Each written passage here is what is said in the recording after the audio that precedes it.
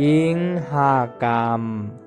มือก่อนปุ้นมือปานพุทธาพระเป็นเจ้าเฮานั้นมีตุ๊กตายิ่งอยู่ก้อนหนึ่งมีชื่อว่านางปัญจาปามันนางในเกิดมาป้าวดกรรมใหญ่ลงลางอยู่5 เมียว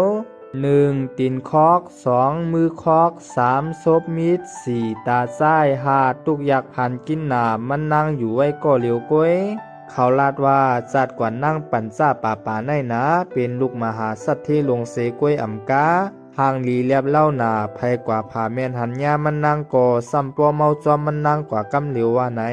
ก้วยกามันนั่งในซ้ำเปลี่ยนก้นอ่ำหูจักพระตราสังป้อหันเปืนกว่าการกากจ้องไว้พระก่อว่าหังเปืนว่าตีเฮ็ดสังดังดีซึ่งนั้นอ่ำไลลองไลตาหังว่าในหังเปืนย่ามมือมันหันเจ้าย่าหันเขามือขามซ้อมตุ้งซ้อมก่อว่าไอโหล้านโหลอกมีตีนมีมืออ่ำเฮ็ดหากินหังก้วยว่าไหน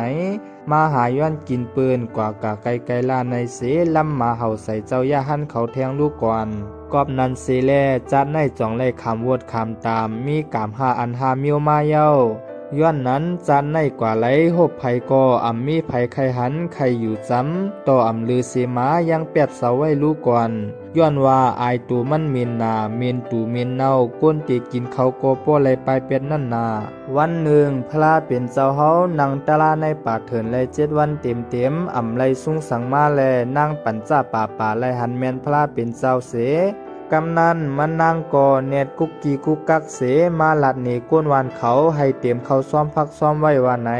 มันนางลัดหนีว่ากำเตมียาหันมาตุงซ้อมไหนกล้วยก้นวานเขาอ่ำมีไผยุ่มแลวันนั้นพระเป็นเจ้าก่ออ่ำไลหับซ้อมสังเส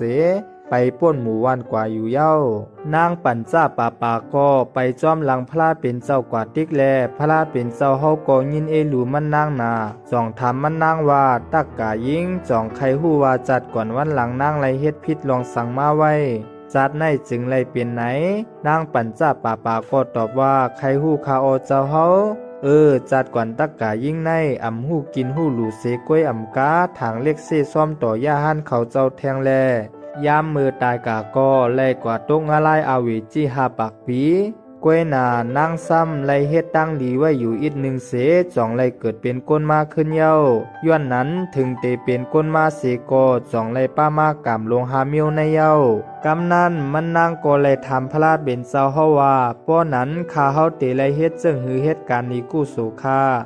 ก้อยมีตัวลายก้อยตาเตไลตั้งลีกุโสปรามีนั่นเตไลเอาสังดูข้าเจ้าเฮาตักกายิงโอยตั้งลีอันว่านั้นอ่ำใจว่าเตไลหลูเข้าหลูเงินก้อยอ่ำมีสังก็หลูไลเย้าโปตั้งไข่หลูไหนว่นต้วยลีแลกำนั้นนั่งปัญจาปาในก็จ่องไหวหันนองอัน1เสจ่องไปกุกกี้กุกกักลงกว่าควักเอามาลินเหนียวกว่า1เย้ามาลองปันตำตีพระเป็นเจ้าเฮาเย้าพระเป็นเจ้าเฮากอกอบอันมีใจเมตตาใหญ่แห้งหนาแลใครจอยให้มันนางไหลป่วนเสกามใหญ่ลงหาเขียนหาเยืองในแล